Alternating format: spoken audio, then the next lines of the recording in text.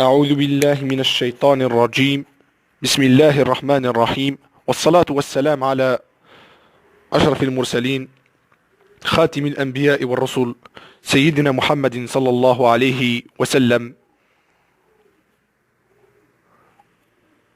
أما بعد، أولا أقدم تحياتي لكل شباب المسلمين. عندما أتحدث عن المسلمين لا يعني أيضا أتحدث عن العرب، فأنا أمازيغي الأصل، ومن الجزائر، ومن ولاية بجاية. يعني أن ما يهمني هي كلمة الإسلام.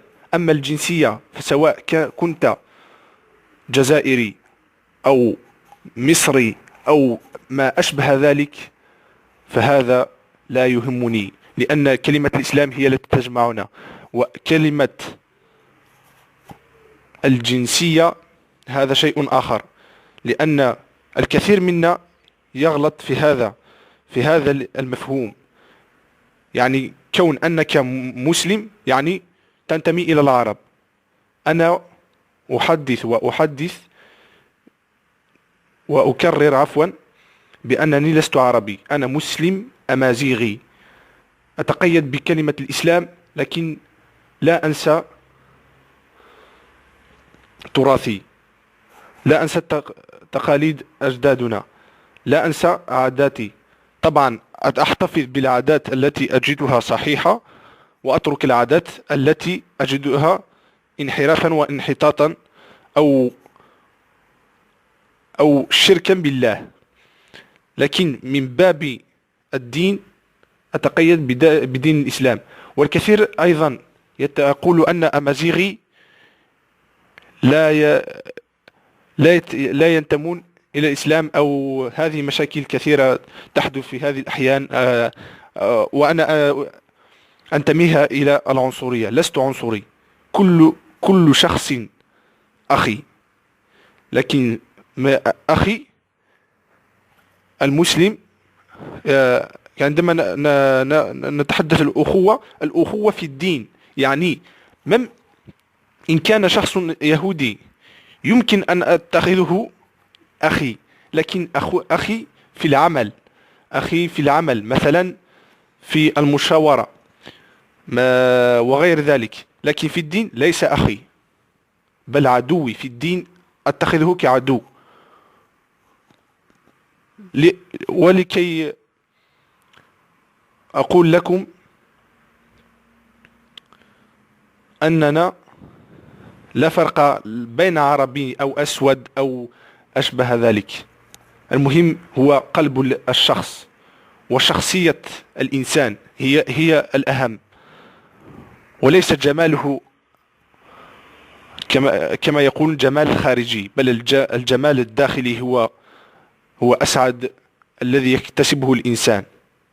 الجمال الداخلي هو أسعد ما يكتسبه الإنسان. فقط وضعت هذا الفيديو إخواني لأقدم لكم، لأقول لكم أن فتحت هذه القناة، ألا وهي إسلام ديزا تي في. يعني قناة ضعيفة من حيث المشاركة لأنها جديدة. فيما قبل وضعت فيديوهات وأخطأت في كثير من الأشياء. أنني وضعت فيديوهات يعني مكونتها الداخلية تتحدث عن الإسلام بطريقة غير لائقة، لأنني وضعت عناوين مثيرة واستقبلت كثير من الرسائل، يعني الشتم، و يعني رسائل التي تشعل الفتن كما يقال. وقلت من الأحسن أن ألغيها جميع الفيديوهات. وأول فيديو وضعته اليوم ألا وهو يوم الجمعة، عن مقطع صغير لسورة الكهف. لأن سورة الكهف خير ما تلاوة القرآن، أو خير من يريد أن يقرأ سورة الكهف، وعليها أجر عظيم. سوف نتحدث عن دليل من السنة حول يستحسن قراءة سورة الكهف قبل يعني الذهاب إلى صلاة الجمعة. والعلم لله والكمال لله طبعا. فأنا شخصيا لا أدعي أنني علامة أو مجد في علم الحديث أو في علم الإسلام. فأنا مسلم بسيط يبحث عن الفهم، وأتكلم بقال الله وقال الرسول، لا أحدث ولا أفلسف ولا أضع أضع إحصائيات أو أشبه ذلك، لأن من الصعب الكلام بكلمة الإسلام، من الصعب تقديم شيء وأنت لا تعلم فيه. وهذا في آخر زماننا هذا كثر الفتاوى وكثر كلمة العلماء واختلافهم، هذا يقول حرام، هذا حلال، هذا لا يجوز. كلمة اختلافهم في الحرام والحلال، اختلافهم في كثير من الأشياء. وهذا يعود في آخر هذا الزمان طبعا. فأنا أنصحكم إخواني أن تتبعوا كلمة الله والرسول. أما في البحث عن الأشياء الزائدة والتي تغضب الله فاجتنبوها. كما قلت أنني لا أدعي أنني علامة، فقط أريد أن تشجعني عن هذه تلاواتي التي أضعها. وأكرر أنا وأقول عفوا أنني لم أقرأ في مدرسة تلاوة القرآن، بل أبحث وحدي عن فهم التلاوة وإيجادها لوحدي، لأن الإنسان لديه عقل ولديه طريق يتبعه. لا يوجد الآن علم كبير، فقط اعرف كيف تبحث عن العلم، تجد ما تشاء في الانترنت.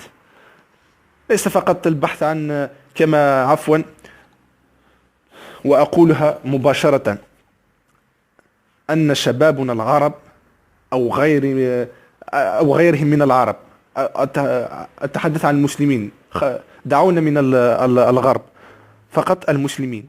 والله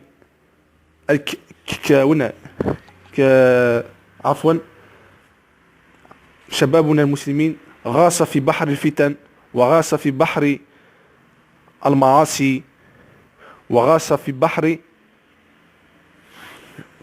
الفساد. لأن في هذه الآونة الأخيرة أو في هذه الفترة الأخيرة فتن كبيرة تنشر عبر الانترنت، فتن كبيرة. أصبح المسلم الذي كان يستر أخيه أصبح يفضحه فضحا كبيرا، فضحا كبيرا. والله تدمع أعيني عفوا عندما أرى ذلك يحدث عندنا.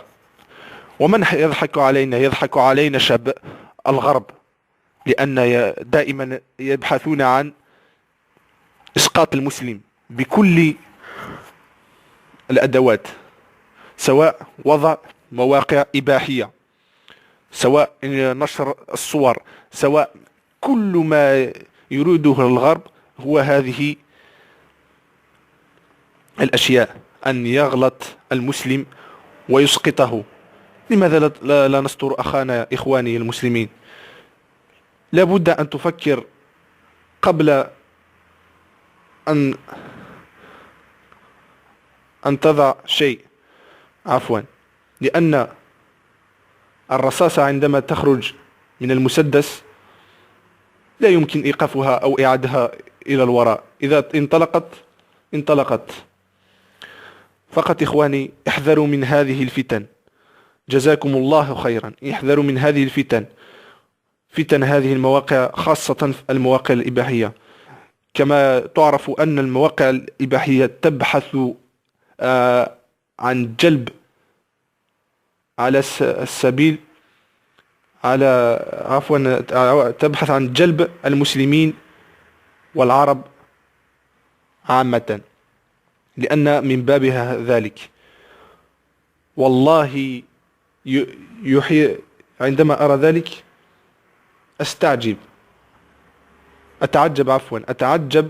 من ذلك ملايين من المشاهدات، ملايين وملايير، أو 1 بليون من المشاهدات، 1 بليون من المشاهدات. وتأتي حسب الإحصائيات أن الدول العربية من بين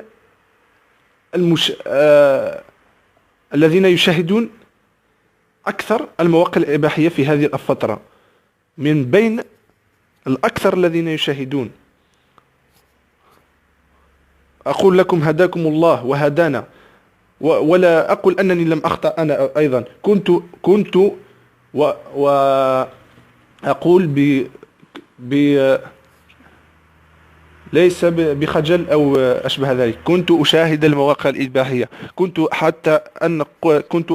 أشاهد يعني أمبوكل كومون فودير، كنت أشاهد أمبوكل دائما، أشاهد حتى أحسست بنفسي أنني لست إنسان، لا أكتمل كإنسان، لا عندي قلب.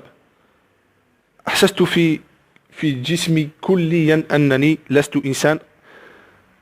وعندما بحثت في الانترنت عن مشاكل أو أسباب التي قد أو ما التي ماذا تؤثر هذه المواقع أو هذه الأفلام في صحة الإنسان، والله بكت عيناي الاثنتين. بكيت، وتؤثر خاصة في الدماغ وتنقص الذاكرة، العجز الجنسي، كثير من الأمراض التي تنشر أو تأتي من هذه الأفلام. وعندما بحثت فقط قبل أن أذهب إلى الجانب الديني، ذهبت إلى الجانب العلمي، وجدت أنها غير صح، لا يليق أو تؤثر على صحة الفرد يا إخواني. فقد طولت في هذا الفيديو، أتمنى لكم التوفيق والهدايا واتباع الطريق الصحيح، والسلام عليكم ورحمة الله تعالى وبركاته.